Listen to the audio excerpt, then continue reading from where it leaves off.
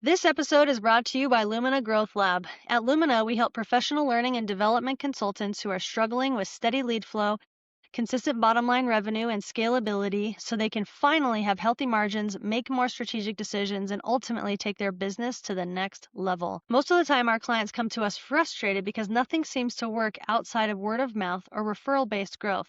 But with the right strategy and support, they're able to confidently add new channels of lead generation that create sustainable revenue and year-over-year growth for cheaper than ever before because of the use of AI technologies. If that sounds like you or someone you know, connect with me on LinkedIn and I'd be happy to have a conversation with you about unlocking your business's potential. Sylvia, thank you so much for coming on to the podcast today. Well, I appreciate having you invite me. Perfect. Guys, I had a conversation with Sylvia just a couple weeks ago, and I just cannot tell you, like, she basically became my best friend in just a matter of a few minutes. We had such a fun conversation.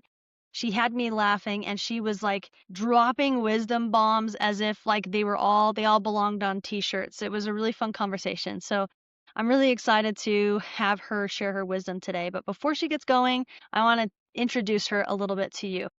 Sylvia's mission is to help you redefine leadership and transform workplace relationships. At Creative Energy Options, Inc., they don't just scratch the surface. They dig in deep to uncover the hidden dynamics that impact performance, relationships, and leadership potential. The team's strategic leadership and conflict resolution expertise reshape workplace dynamics and foster collaboration.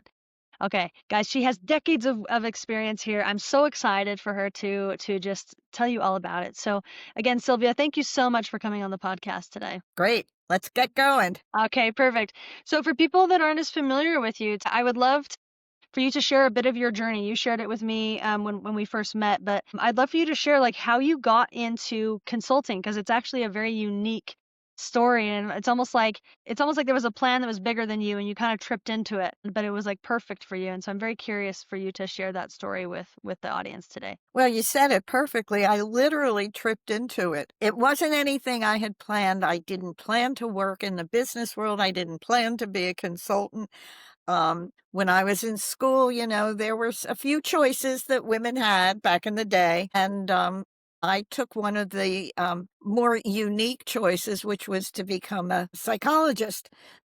And I went through school and then saw my route was going to be family therapy. So that's where I went. And I worked with a lot of people and I opened a practice and I sat with families. And then I had a tap on my shoulder, which said, I don't know if you're going to be doing this because I ended up getting divorced. And I thought, well, I can't do family therapy anymore. I can't keep my own family together. So I better figure out something.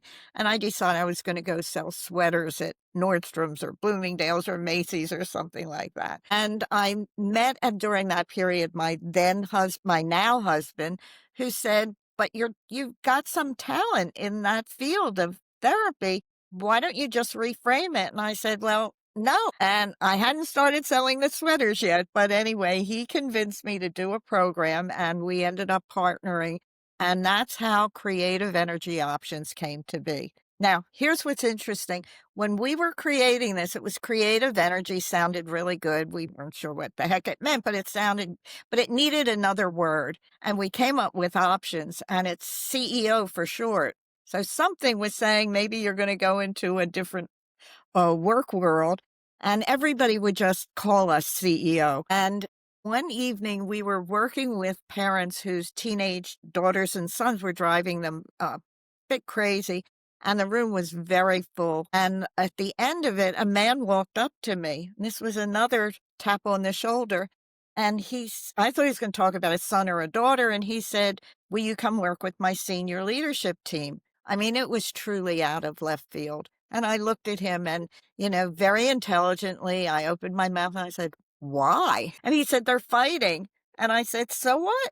And he said, but Sylvia, you work with people who have to get along. They have to get along and I'll pay you. And I thought, well, let me go in and experiment. So I went in, worked with the team with the knowledge I knew about how family systems operate, and worked with his team of individuals who certainly all had a family in back of them. But in the room, I was working with the specific people there. And I got them, as I like to say, to play nicely in the sandbox. So he hired me to keep going. And then he told a friend who told a friend.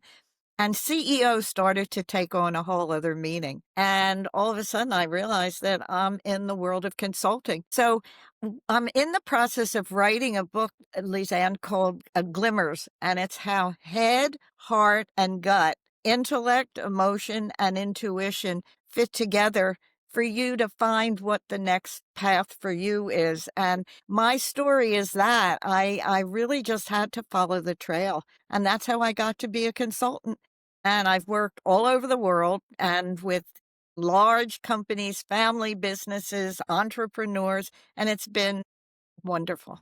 That Was it scary? I went in saying, "Are you out of your mind going into this?" It was a fairly large company. And what are you going to do? And what are you going to say? And yeah, it was very scary. But as I listened to them, and when you work with a system, which is, working with a family, you have to listen to all parts of the system. It's not just a one on one. And I began to listen to the fact that so many of the things that I found familiar in family therapy were showing up at work. And that's how the patterns I developed came from. That's how Don't Bring It to Work got to be started. And yet you do bring it to work. And so I guess one of the big stories is I had a group and there was going to be a lawsuit. It was really unpleasant and it was a senior sales team. And there was a lot of favoritism and unfairness and injustice. So I went in and then, those things happen in families too. Favoritism, unfairness, injustice. And I was just talking with the director, the senior head of the group. And at some point I thought, let me take another risk. And yes, I could feel inside, I could barely breathe when I asked it, but I asked it anyway. I said, "Could you tell me a little bit about your family?" And he looked at me, he said, "Sylvia, this isn't therapy. This isn't that kind of thing. Ask me that." So I said, "Well, just humor me. Just tell me something, anything." I wanted to see where the connections could be. And he said, "Well, my father was, a really nasty man and he left the family." And I said, "Well, what was it about him you were upset with?" He said he always thought he was right and he never listened to anybody. Okay, so I was smart enough and I zipped it. I didn't say another word. I didn't go into a therapist mode. I stayed with what we were talking about. But later I asked about the gal who had gone to HR for the lawsuit. And he said, "Well, she really thinks she knows everything and she doesn't listen to anybody and she always thinks she's right." So I had those two pieces that, oh, maybe there is a connection here. I mean, I was really going by the seat of my pants with this stuff early on because nobody else had been doing this, so I had nothing to refer to about it. Anyway, as we worked, I ended up having him reconnect, asking him if he would reconnect with his father, which he did, found out why the father left. It was very different than he thought, could feel that he was calming down about his father.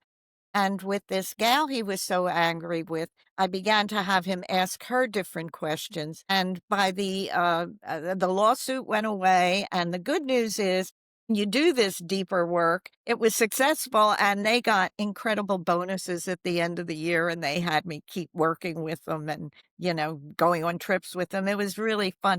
But that was the seed of finding something I wasn't even looking for. And that's these glimmers that I'm asking everybody to pay attention to because they will lead you in directions that are very fruitful and exciting if you're willing. I love that Make so much. sense? Well, Lizanne, this is funny. You're absolutely right because we had created this program called Total Leadership Connections.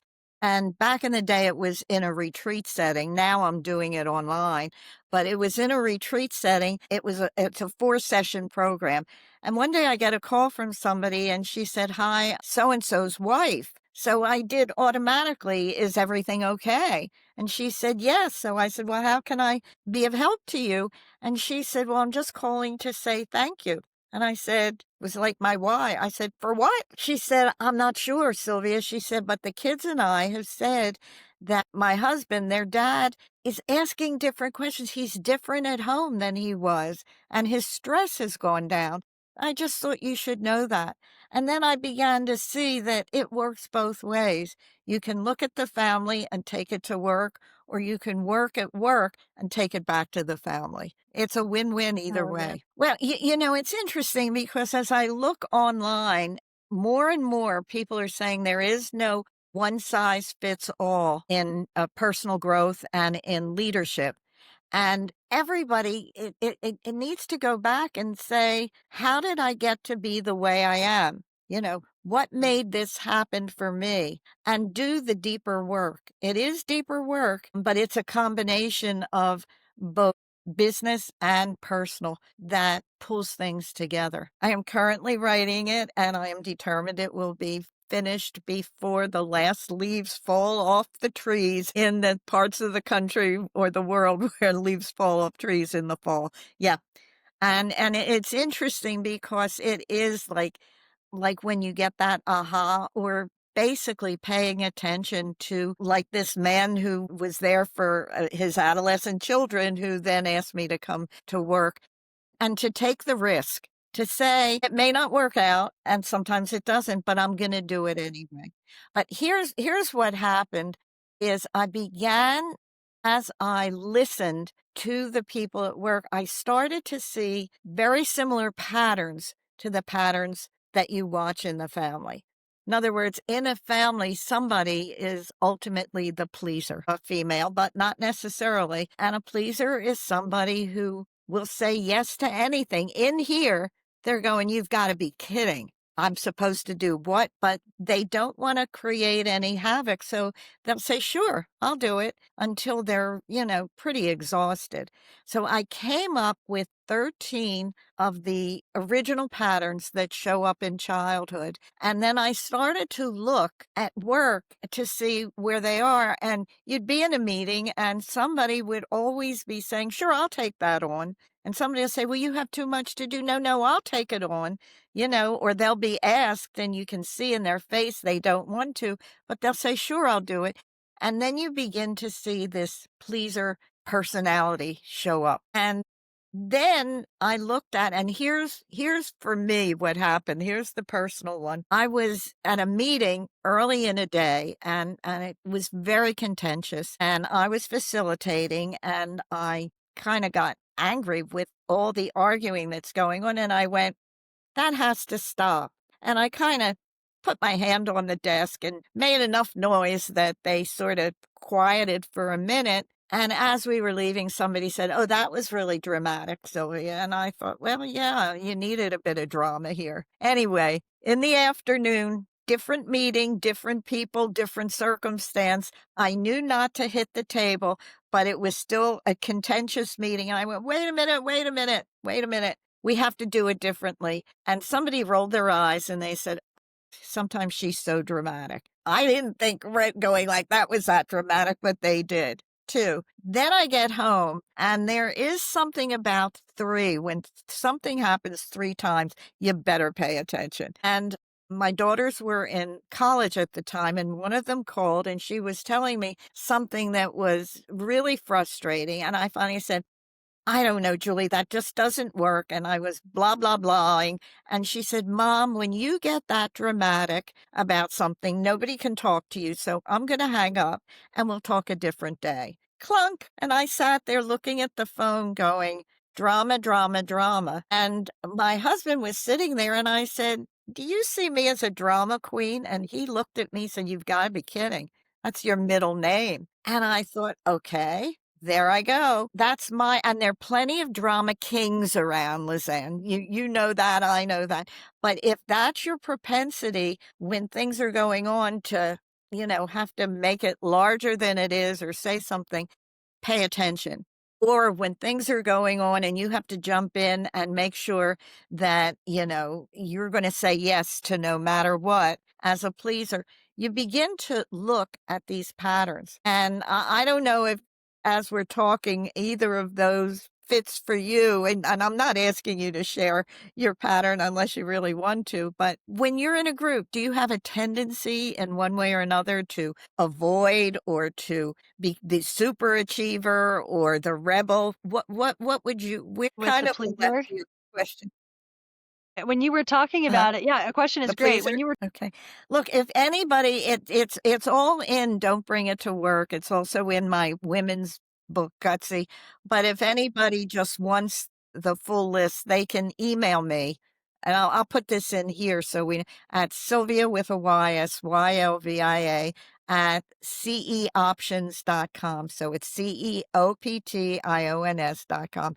And I'll send the full list of the 13. I kept trying to wheedle it down to 5 or 6, but the 13 seemed to be where it landed. Now, here's the thing. If all I do is find out what my pattern is, that's great. That's a step, but it's like being in a meeting saying, "Hi, my name is Sylvia and I'm a drama queen." Okay, that's great. What do you do with it? So I'm into how do we transform this stuff into something that's more functional and workable? And that's been the work I've been doing in the business world is helping people find the pattern. I call it the out technique. Out. Observe.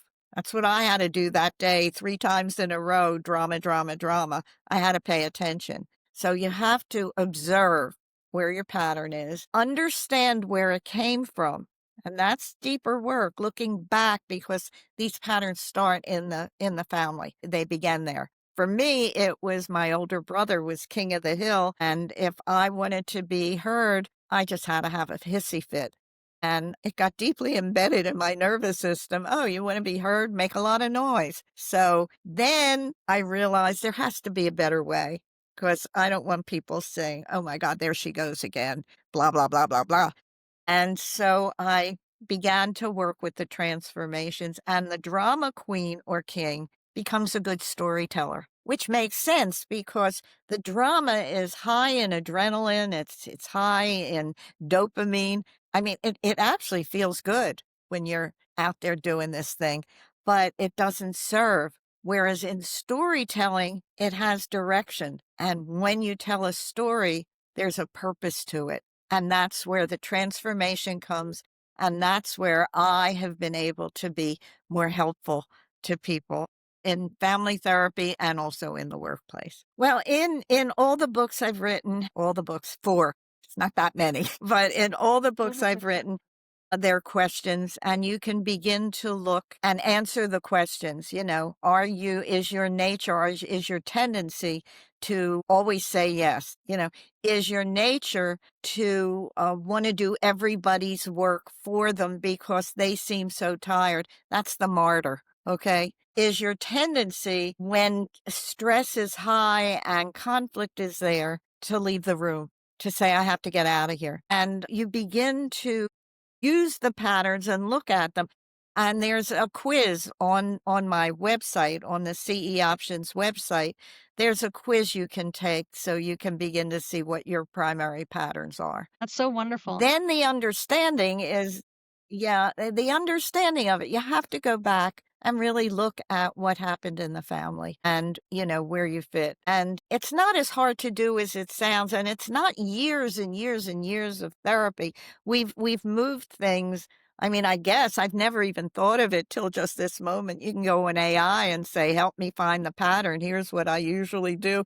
AI will answer it, but you have to do your own work. And then the deepest work is the strength training to transform the pattern. I would say when people say, what's the time frame? I say within 3 months, you can see the difference. You can feel the difference.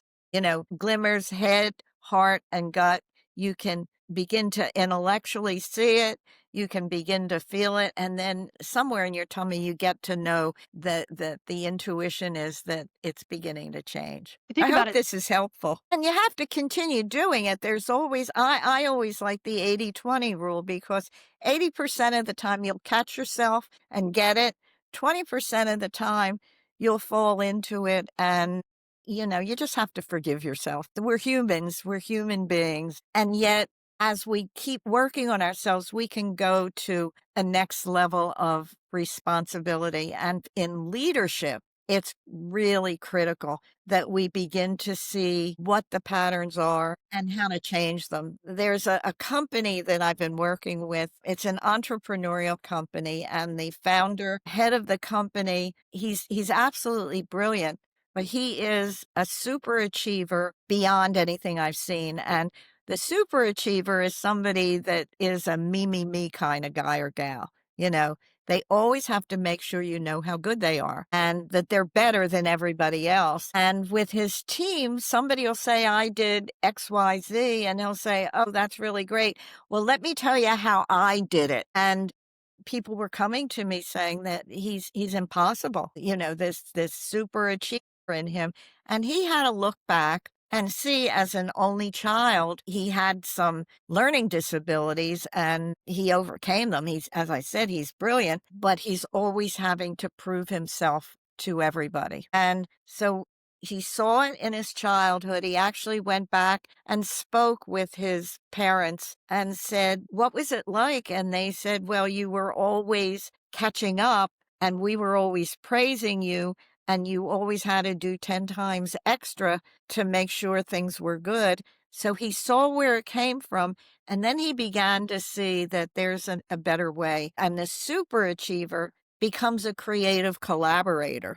They don't have to have it all and me. They can hand things to other people, and everybody in the team can win that way. So, as I said, it takes time and you do have to go back. So that's the component, I guess, if you want to call it therapy. But, personal growth and emotional intelligence are the words of today, and they're comfortable, they're safer.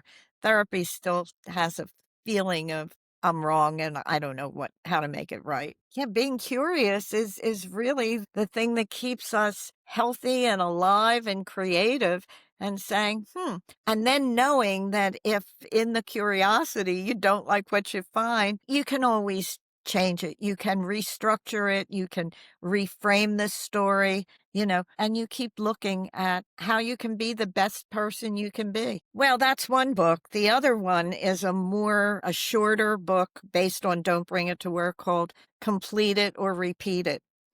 And it's the same thing. I'm just doing it with books. Used to be 250 pages. Now they're under, like 47 to 100. We don't sit and read big tomes anymore. So I'm doing that. And the other thing I'm doing is I'm in the process of starting a membership site, because I want to get this out there more and more. And with all the technology we have, it's easier than it ever was. So as I said, I'm not doing the leadership program in retreat as we used to.